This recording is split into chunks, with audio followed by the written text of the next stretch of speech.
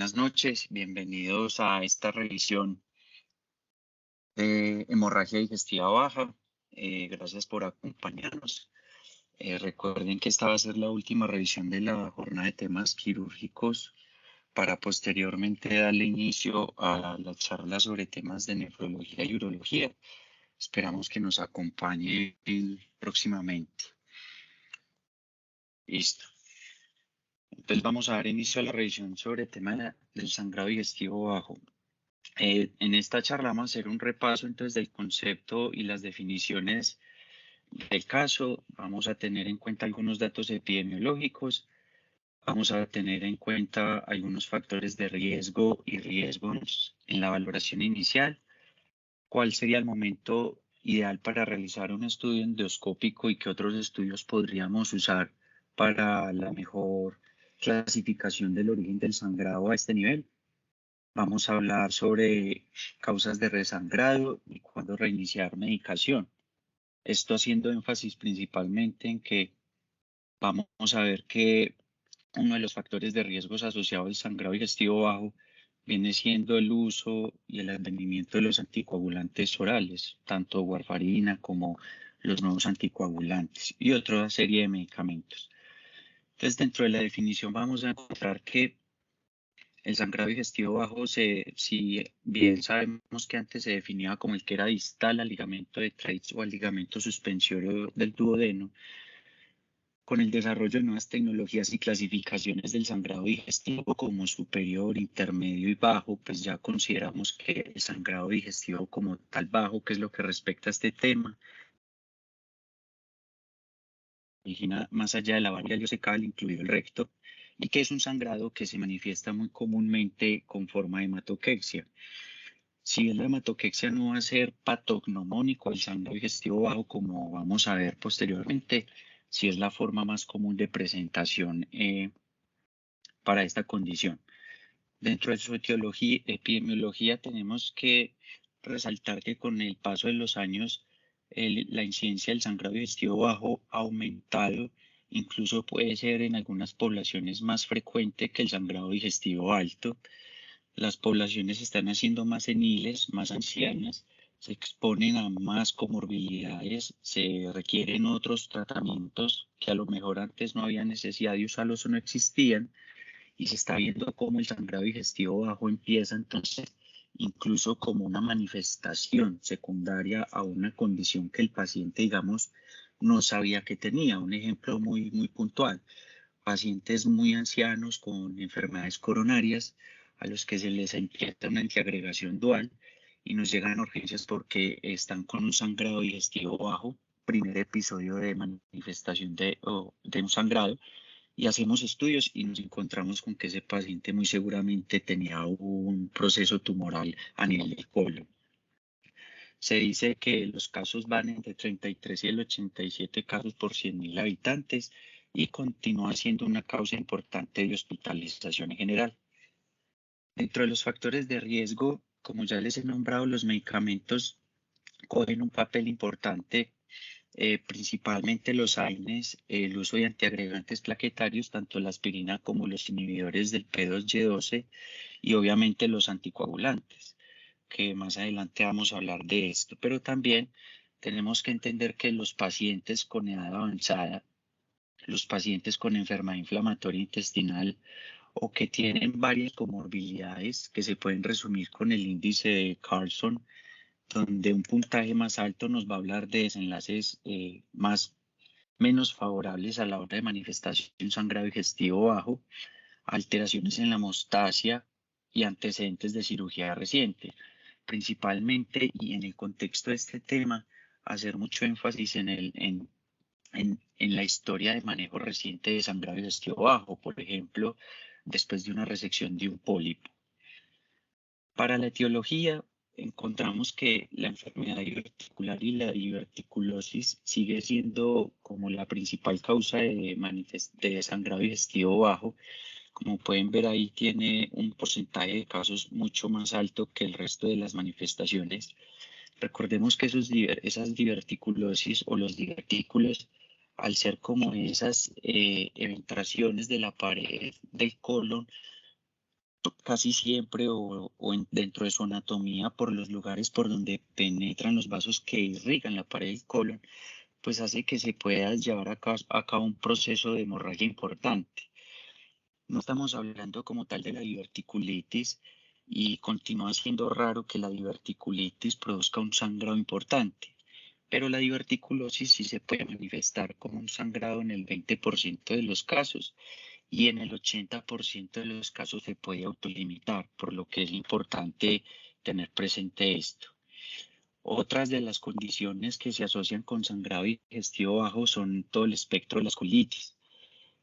Cada vez más hay pacientes en radioterapia propensos a desarrollar colitis actínica, la colitis ulcerativa, el espectro de enfermedad inflamatoria intestinal, la colitis isquémica. En este caso esperaremos entonces que sean pacientes añosos que pueden tener algún riesgo cardiovascular y manifestarse con una colitis isquémica, pero el espectro de que estas enfermedades lleguen a manifestarse como un sangrado digestivo puro, pues va a ser muy raro.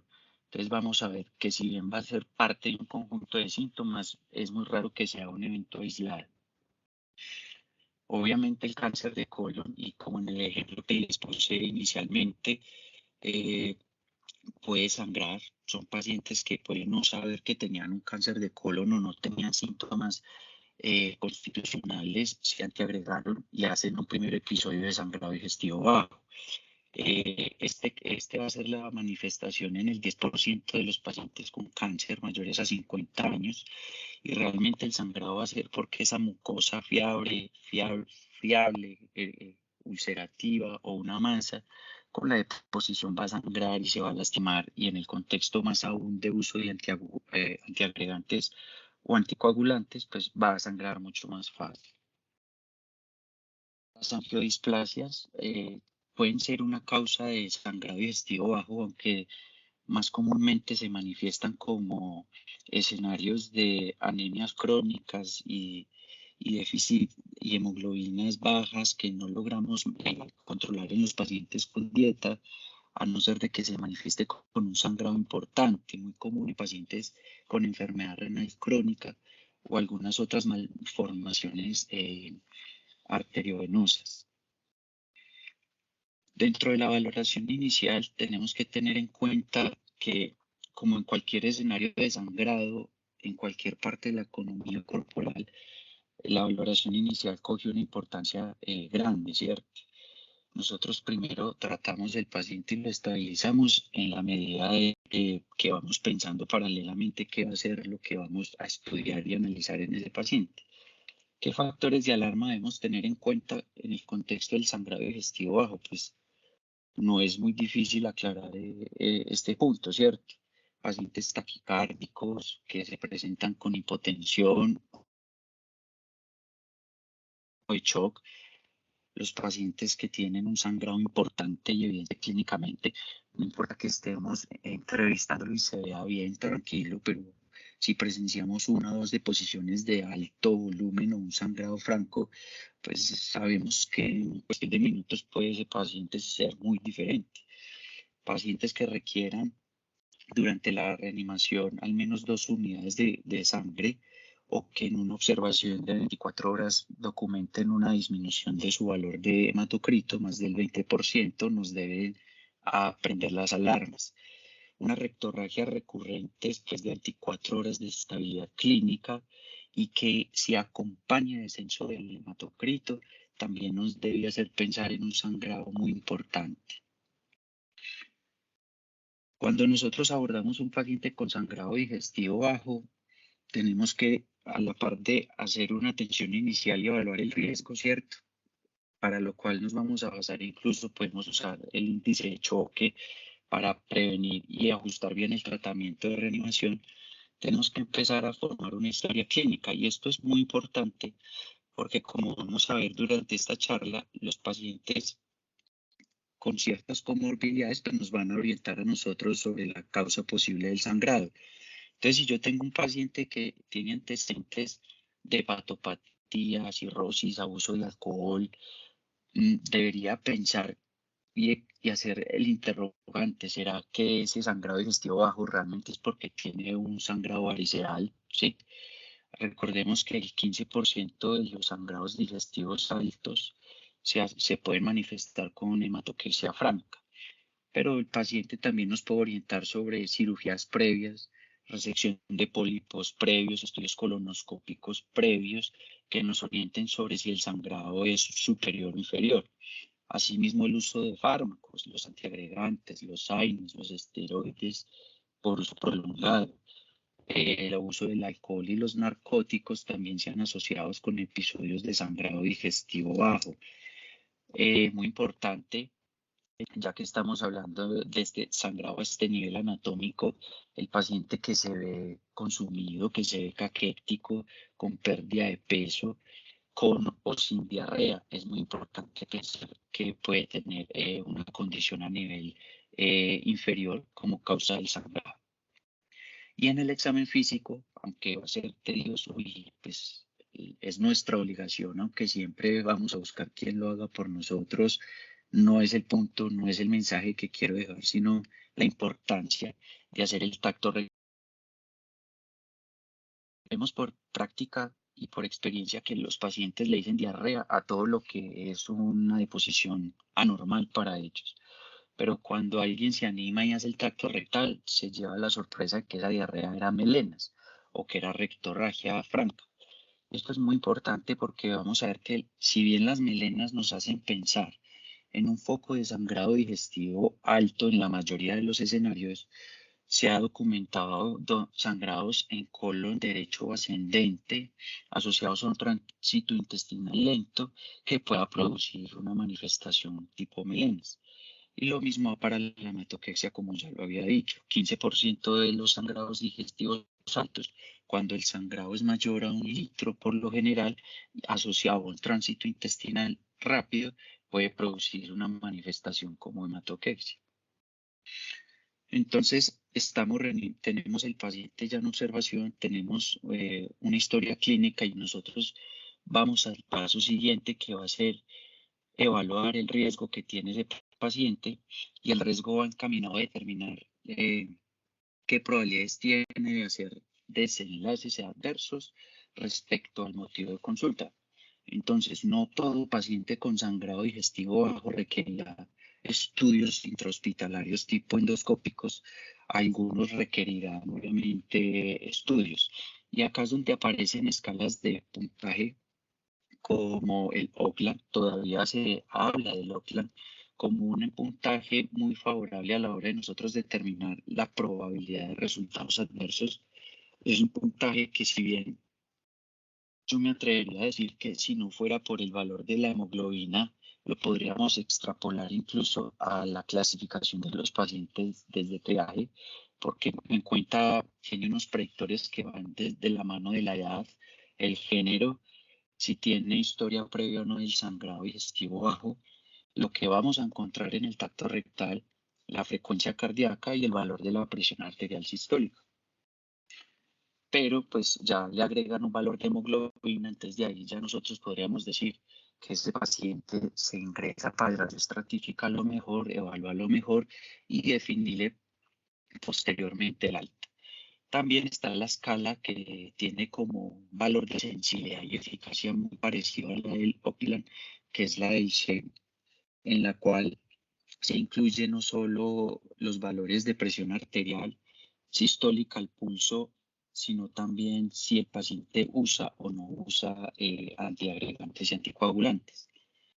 Cuando uno revisa este tema, hablan realmente de muchas escalas de valoraciones de riesgo y me llamó la atención este estudio porque acá se hace un resumen en el cual incluso analizando estas variables se dieron cuenta que la hemoglobina y la albúmina eran fuertes predictores de desenlaces graves en los pacientes, pero realmente esto se asoció más que todo a que los pacientes con hipoalbuminemia tenían muchas comorbilidades y realmente estaban en una condición clínica deteriorada y eso aumentaba la mortalidad y la mala respuesta o tolerancia a un sangrado digestivo bajo.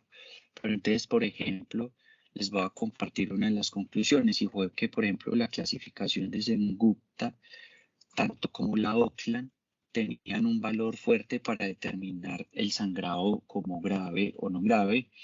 La escala Straight, que es la misma Shape 2, habla de un aumento en la capacidad de detectar los pacientes que tenían riesgo de sangrado intrahospitalario, así como la necesidad de intervenciones endoscópicas.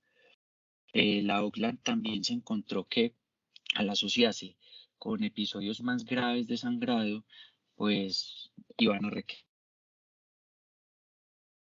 en UCI. A lo que yo voy con esto y compartiéndoles este punto es que si bien existen muchísimas escalas, algunas son tan fáciles de aplicar como la escala de Birmingham, que solo tiene dos variables, edad y sexo y valor de hemoglobina al ingreso. Pero la idea no es sobresaturarnos de esta información, sino de tener herramientas que nos van a dar a nosotros y al paciente una seguridad a la hora de tomar conductas, como dar salidas tempranas sin necesidad de llevar el paciente a estudios colonoscópicos o a estancias hospitalarias largas. Entonces, pasamos al proceso, continuando en el proceso de valoración inicial. ¿Cómo reanimamos estos pacientes?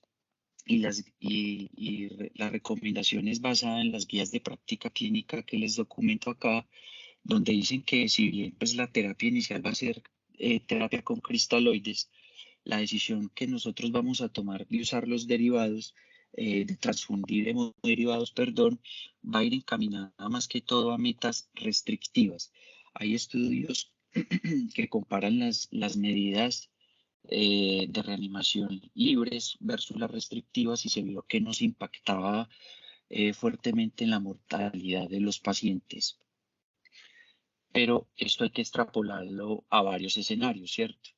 Si yo tengo un paciente que estamos reanimando y está hipotenso, ese paciente qué comorbilidades tiene, y la guía es muy clara. Si usted tiene un paciente coronario cardiópata, la meta suya de hemoglobina debe estar por encima del paciente no coronario no cardiópata. Entonces tenemos una base de hemoglobina de 7 para un paciente que puede ser sano, joven, y un paciente con antecedentes coronarios y comorbilidades cardiovasculares entre 8 y 9 para evitar aumentar la mortalidad en estos pacientes. Pero entonces, ¿qué hacer con los pacientes en los que podemos nosotros como médicos de atención inicial hacer para descartar por clínica y a la cabecera del paciente un sangrado digestivo alto versus el bajo? Ya vimos que la relación del sangrado digestivo bajo, el sangrado digestivo alto que se manifiesta con una hemorragia baja o hematoquexia es del 15%. Entonces, acá nosotros hemos adquirido varias herramientas, la historia, el examen físico, la anamnesis, la evaluación con el tracto rectal. Entonces, ¿qué hacemos? Le pasamos onda y realmente esto no es un manejo que se está recomendando, ¿sí? Porque nos dicen, si bien el paciente puede no tener un sangrado digestivo alto, puede tenerlo y usted no hace cuenta con la sonda nasogástrica, sí puede empeorar un sangrado ante la presencia de una lesión muy friable o varices esofágicas que van a sangrar muy fácil y se nos va a oscurecer el escenario de ese paciente. Muy importante entonces el antecedente de úlceras previas, hepatopatía y sospecha clínica y factores de riesgo que orienten hacia úlceras pépticas y hepatopatías. Y en cuanto a los laboratorios, haciendo énfasis más que todo a la relación BUN-creatinina, no nos recomiendan tomar conductas basadas en estos laboratorios, porque si bien hay estudios que sugieren una relación del BUN y la creatinina mayor a 30, como para orientar un sangrado digestivo alto, así como una leucocitosis sin foco de infección activo que me haga pensar a mí en un sangrado digestivo alto, no son conductas que se puedan recomendar a la luz de la evidencia, por lo que sigue siendo la historia clínica y el examen físico herramientas muy sólidas para orientar el diagnóstico. Si el paciente está usando crónicamente anticoagulantes tipo inhibidores de la antagonistas de la vitamina K, pues no tenemos duda. Todo paciente que usa warfarina y tiene un sangrado amenazante para la vida, y más aún en un sitio que es no compresible, tenemos que revertirlo rápidamente. Y en esto hay muy buena evidencia respecto a eso. Incluso si las guías actualmente para trauma y otros escenarios de hemorragia le dan una prevalencia más alta por su rapidez en revertir la sobreanticoagulación a los factores de complejo protrombínico sobre el plasma fresco congelado, no siendo menos eficientes usar el plasma fresco congelado, sino que sabemos que hay varios factores a tener en cuenta. Es un volumen adicional para el paciente adulto mayor o cardiópata o renal, se demora su aplicación y no va a ser una reducción tan rápida como podemos conseguir con el uso del complejo protrombínico. ¿Qué hacemos si el paciente lo vamos a llevar a un procedimiento endoscópico, tanto en el superior como inferior? Vamos a hacer más énfasis en el inferior porque pues, es el tema que estamos tratando. Lo que nos recomiendan es que CNR no necesita estar completamente en un rango terapéutico, sino con valores topes de 2.5 se podría permitir llevar a una exploración sin aumentar el riesgo de sangrado. Y obviamente, pues son pacientes que si nosotros nos ingresan a urgencias y nos están sangrando, lo primero que nos dicen es que están anticoagulados, pues debemos suspender la dosis del anticoagulante, más que todo de la warfarina, que sabemos que su acción se va a extender por los días siguientes. Y acá entran entonces los nuevos anticoagulantes. Y lo mismo, hacer énfasis en el estado clínico del paciente y evaluar si es una hemorragia amenazante para la vida o no. ¿Y qué nos dicen entonces en cuanto a cómo enfocar en los pacientes que están anticoagulados con los DOAC? Pues como ya sabemos, si usan anti-10A, pues vamos a revertirlos con hidarusizumab, ¿sí? Si usan dabigatran, pues vamos a usar el antenaxet alfa, pero realmente eso no lo vamos a tener a la mano. ¿Qué sí pues podemos usar plasma fresco congelado, hacer uso de lo que tengamos a la mano, incluso el complejo protrombínico. Pero lo importante es determinar que ese paciente, si tiene un sangrado para la vida, tenemos que intervenir rápidamente desde la parte de urgencias, ¿cierto? Ya que es raro encontrar una condición de sangrado digestivo bajo que amenace la vida y que requiera una laparotomía exploratoria emergente, ¿cierto? Estos pacientes por lo general, en la mayoría de casos, no llegan en un estado extremo de choque. Entonces eso hay que tenerlo presente. Los pacientes que usan antiagregantes, como el ejemplo que les puse al principio de la charla, no vamos a usar deliberadamente las plaquetas porque el paciente viene con doble antiagregación, está inestable y sangrando. No, nosotros vamos a tomarnos el tiempo de definir si ese paciente es respondedor a líquidos o no. Y si vamos a empezar una reanimación guiada por hemoconcentrados, nos vamos a acordar de la relación 1-1-1, ¿sí? No solo vamos a usar plaquetas y van a ser escenarios de pronto muy discriminados, ¿cierto? Los pacientes oncológicos, los pacientes hemato-oncológicos, que de pronto tienden a tener una complicación secundaria que se manifieste con unas trombopenias profundas asociadas a sangrado digestivo, podría ser como un ejemplo. Pero lo que yo quiero transmitirles es que la seguridad de las plaquetas en el contexto del sangrado digestivo empieza a nivel de las 30.000 plaquetas. Si ese paciente lo vamos a llevar a un procedimiento endoscópico, debemos asegurarnos que estén por encima de 50.000 para evitar que el paciente tenga desenlaces o sangrados muy fáciles.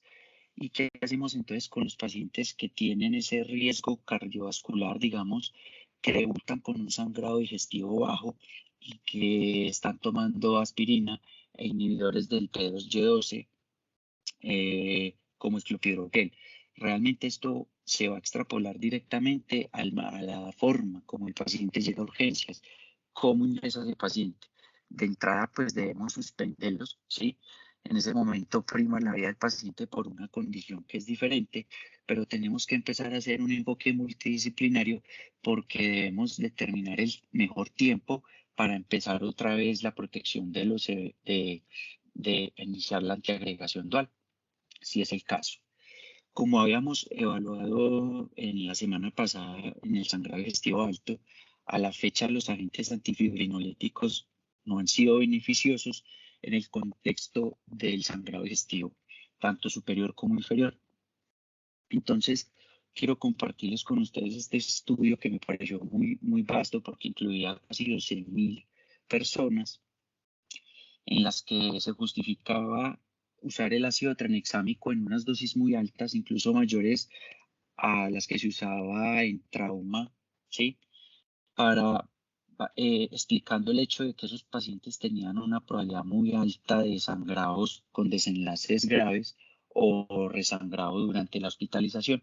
Y lo que se encontró fue que el uso de ácido tranexámico en este contexto aumentaba la mortalidad y la morbilidad y el escenario de eventos trombóticos venosos, así como arteriales. Y se documentó también que era una de las causas de desencadenar convulsiones, asociado como a un mecanismo de acción principalmente como inhibidores de, el neurotransmisor GABA. Entonces, a la fecha, los agentes como el ácido tranexámico en el contexto de sangrado digestivo bajo no son recomendados. Para el enfoque diagnóstico de estos pacientes, entonces, sabemos que la colonoscopia es como lo primero que se nos va a ocurrir a la hora de estudiar estos pacientes y estos casos, porque nos va a dar un diagnóstico, va a servir de toma de muestras y biopsias y a la vez que puede ser un tratamiento dirigido al foco de sangrado, la causa del sangrado. Pero se está viendo también que el uso de la tomografía contrastada y la angiotomografía tienen un papel muy importante a la hora de nosotros estudiar estos pacientes, principalmente basando en qué, en el hecho de que no todos los pacientes con sangrado digestivo bajo les vamos a poder hacer colonoscopia y a no todos les debemos hacer tomografía. Y no a todos les vamos a hacer tomografía antes de hacerles colonoscopia. Entonces, ¿qué paciente se va por un lado y qué paciente se decanta uno por el otro?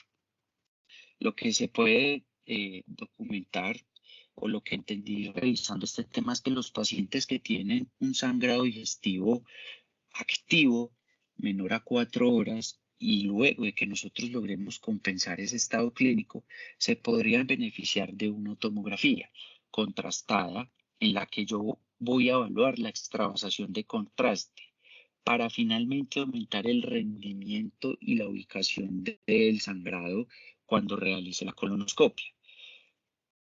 ¿Y en qué escenario puedo usar yo directamente la colonoscopia? Pues en un paciente que primero está estable, ¿cierto?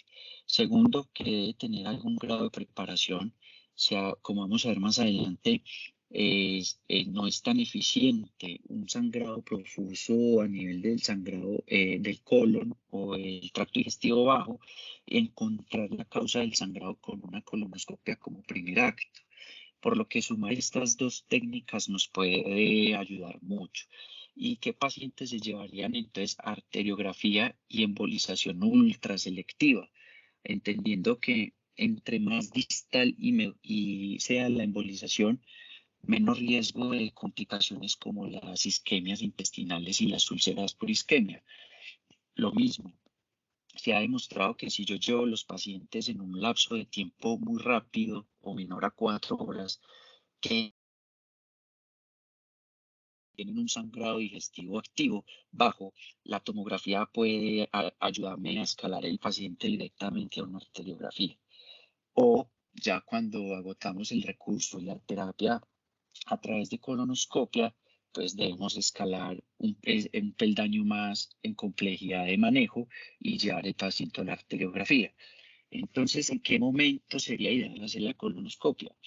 La precisión de la colonoscopia para determinar una patología es muy alta, ¿cierto? Y incluso si hay una buena preparación, es casi del 100%.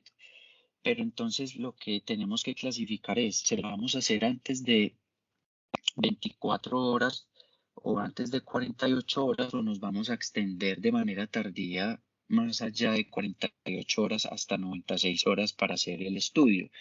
Y realmente lo que se documentó es que ir rápidamente a meter el colonoscopio y buscar la causa del sangrado sí puede asociarse con menores tasas de transfusión y controlar el sangrado más rápido, pero aumentaba la probabilidad de reingreso del paciente. Muy seguramente porque el paciente se le observaba, se miraba que no había descenso de la hemoglobina, no había estaba en buenas condiciones, se le daba salida, el paciente reiniciaba sus tratamientos, volvía a sangrar. O porque realmente habían otras razones para la causa del sangrado que no se encontraron en el afán o en el, digámoslo así, correr y hacer una tomografía de manera, una colonoscopia de manera temprana. Entonces acá volvemos a lo mismo. Si el paciente ingresa con un sangrado digestivo bajo e inestable y lo vamos a estudiar y requirió hemotransfusiones, pensemos que a lo mejor esa causa del sangrado no es directamente en el tracto digestivo inferior. Procedamos a descartar también un sangrado digestivo alto para darle seguridad a ese paciente que no se nos va a poner maluco o se nos muera porque pensamos que como era hematoquexia era de colon y lo que encontramos de pronto fue una lesión incidental. Entonces es la recomendación que nos da las guías americanas y europeas en el enfoque del paciente con sangrado digestivo bajo respecto a los estudios diagnósticos. ¿Cómo podemos preparar estos pacientes? Realmente acá lo que nos quieren hacer énfasis es que hay procesos donde nosotros vamos a preparar el paciente con volúmenes muy altos, haciendo énfasis a 4 litros o más de polietilenglicol versus las dosis fraccionadas y bajas. Y acá no se demostró sino que las dosis fraccionadas eran mejores porque eran más toleradas y tenía menos eventos adversos que las dosis o volúmenes altos, sin impactar de forma negativa en el grado de preparación de los pacientes. Entonces, si nosotros podemos garantizar que el paciente esté bien preparado, eso va a impactar muy positivamente en los hallazgos que va a tener el especialista a la hora de hacer el estudio. También nos recomiendan que si el paciente es difícil, no tolera bien este medicamento, nos ayudemos con prokinéticos, antieméticos o paso de sonda para ayudar a la preparación antes de realizar la colonoscopia, pero son escenarios pues, que vamos a evaluar de manera individual. En cuanto al tratamiento endoscópico, realmente lo que quiero nombrar es más que todo, pues aparte de los diferentes tipos de tratamiento como las inyecciones de epinefrina, los clips, la ligadura endoscópica con banda, la coagulación con plasma argón y las terapias térmicas, era compartirles más que todo como la tasa de probabilidad de que un paciente sangre nuevamente en el contexto de la causa más común del sangrado, que es la enfermedad diverticular. Entonces, ese paciente lo tratan con ligaduras, pues tiene un sangrado temprano muy bajo, casi el 8% menos. Si lo tratan con clips, por lo general ya se aumenta el riesgo de resangrado al 20% y la coagulación local del sangrado pues se aumenta un poco más al 21%. Era como más lo que quería compartir en cuanto a esta diapositiva.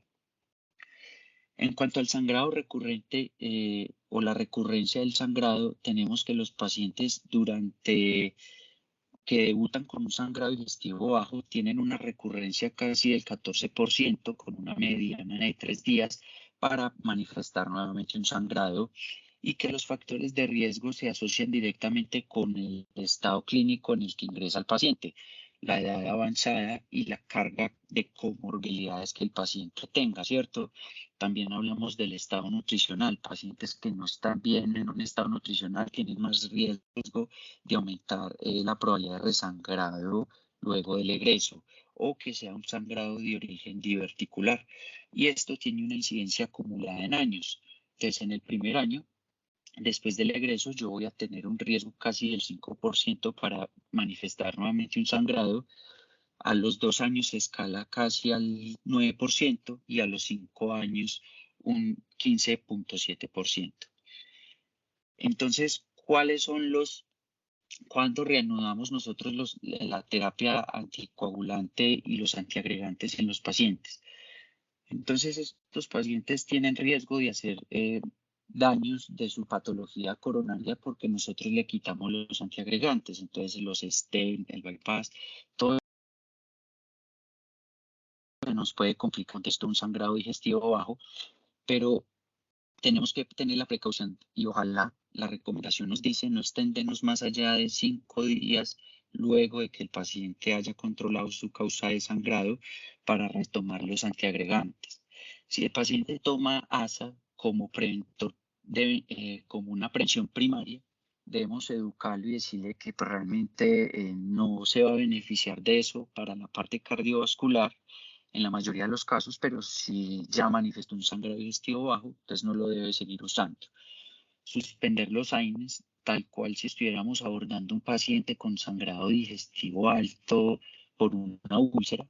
Y en cuanto a los anticoagulantes, tener la precaución de retomarlos en la medida posible 7 días después del sangrado para evitar no solo los eventos tromboembólicos que el paciente puede desarrollar por la estancia hospitalaria, sino por el factor de riesgo que llevó a que tomara anticoagulantes y que manifestara el sangrado digestivo.